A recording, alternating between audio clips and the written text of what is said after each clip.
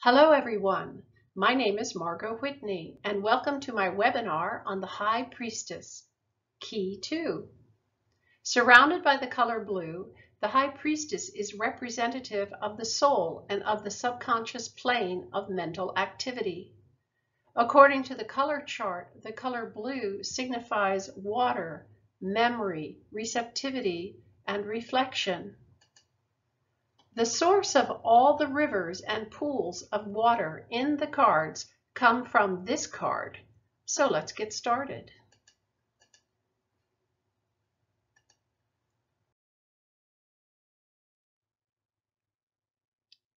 The High Priestess is the subconscious feminine element that responds to the masculine self-conscious mind of the magician key that we just covered. There must be an exchange between these two for anything to happen in the tarot.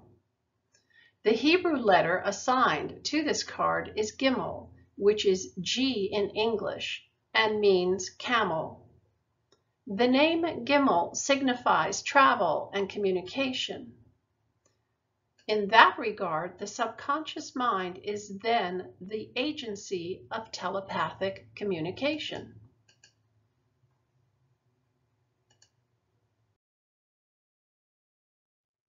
Gimel has the numerical value 3 on the tree of life. The High Priestess is the third point on the supernal triangle at the top of the tree of life called Bina. The Greek upper-class letter delta is the standard mathematical symbol to represent change in some quantity. The law of nature, which we're discussing here, is always represented by a triangle. The activation of the law takes place in the Empress key number 3, the next card that we will discuss. Here at the High Priestess card, your feminine subconscious mind is quiet and still. She is the underlying power behind all of nature. She is poised and receptive, and is always amenable to control by suggestion. These suggestions originate in the mental activities symbolized by the magician, who is the symbol for your self-conscious mind.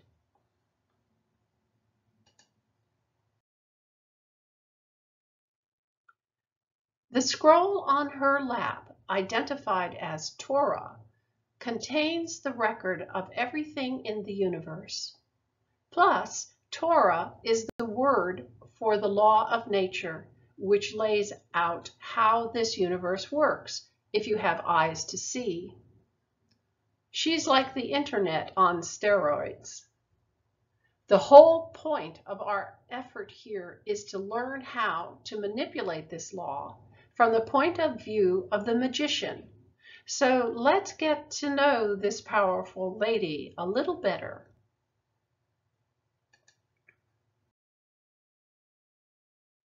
The ruling planet of this card is the moon, and the ruling sign is Cancer.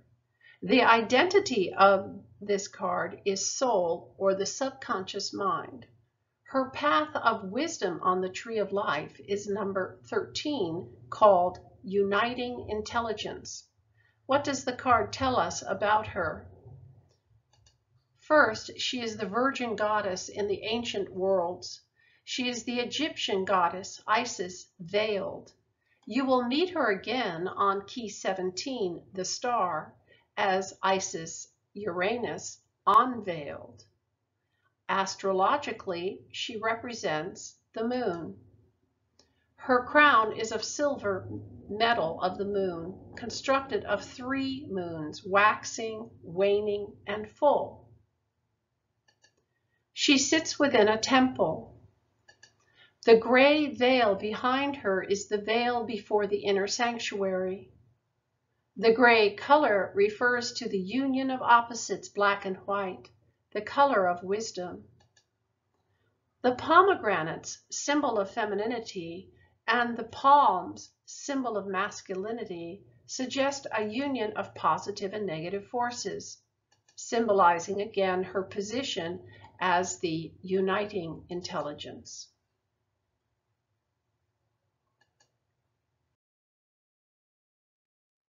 She is the universal mind, the cosmic mind stuff, the great sea in which we live.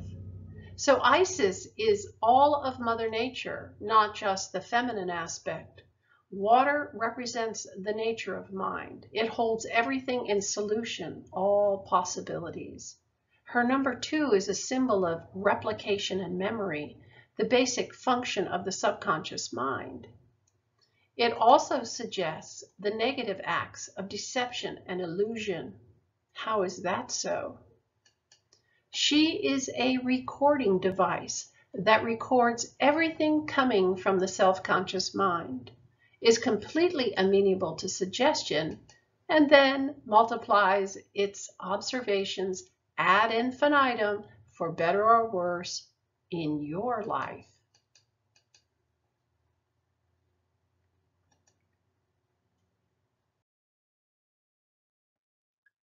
The 2 pillars are Solomon and Hermes.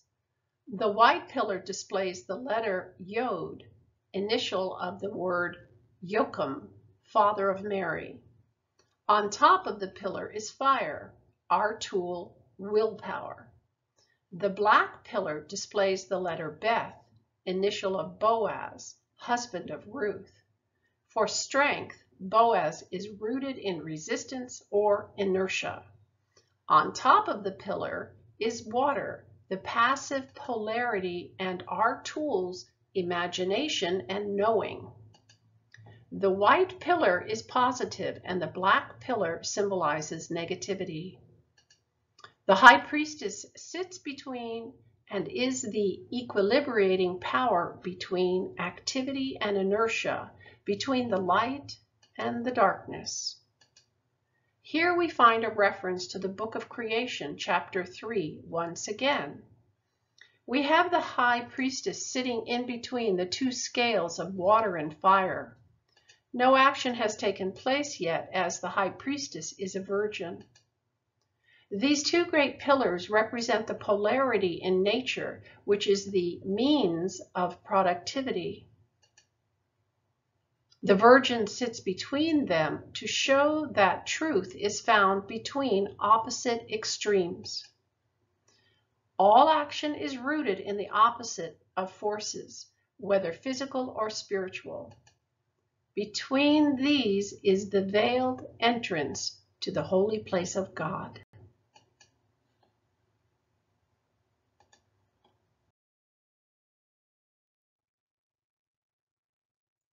The High Priestess sits on a cube. Each pillar sits on a cube. The cube of space is a construction created in the ancient textbook called the Book of Creation in chapter 2. The cube consists of the 22 Hebrew letters we study in the tarot. There are 3 mother letters, 7 are double letters because they are pronounced 2 different ways, and 12 are simple letters. The 7 double letters are the faces of the cube and the central point inside it. The 12 symbol letters are the edges of the cube. The 3 mother letters travel inside the cube. I will cover this in more depth later. The cube of space both symbolizes creation made manifest and how it is made manifest. So look at the card. The High Priestess and the 2 pillars are resting on stone cubes. The word stone in Hebrew is spelled E-B-N, broken down E-B meaning father and B-N meaning son. So the word stone, eben, expresses that the father and son are one. Therefore, according to this card, all subconscious mental activity is based on or sitting on a cube with a realization that the father and son are one. They are inseparable.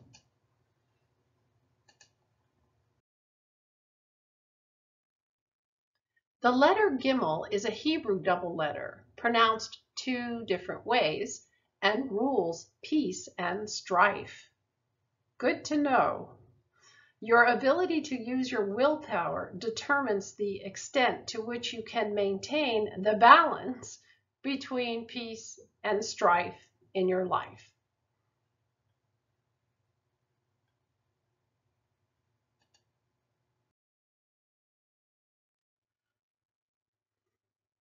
The cubes sit on a yellow floor, reminding us of mental equilibrium and intellect. We are all connected to the divine mind. So why doesn't your life work? Get rid of the distractions, period. Learn to still your mind in order to pick up the information from the High Priestess. The magician key teaches concentration and the dedication needed to make real progress. Gentle persuasion, not loud voices, will only work with the High Priestess. She is Mother Nature, a presence. The internet doesn't hold a candle to her once you remember your connection.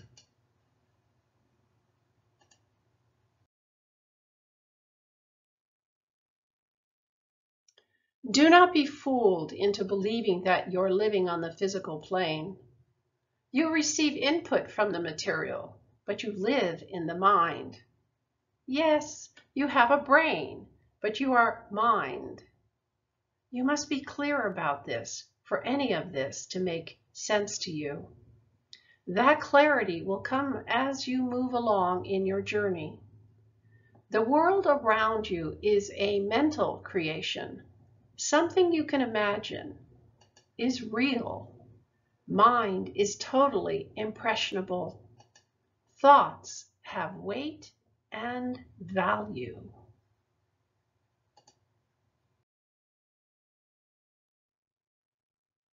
There's a danger in being wrapped up in memory. Simply focus your attention on something else and concentrate on that.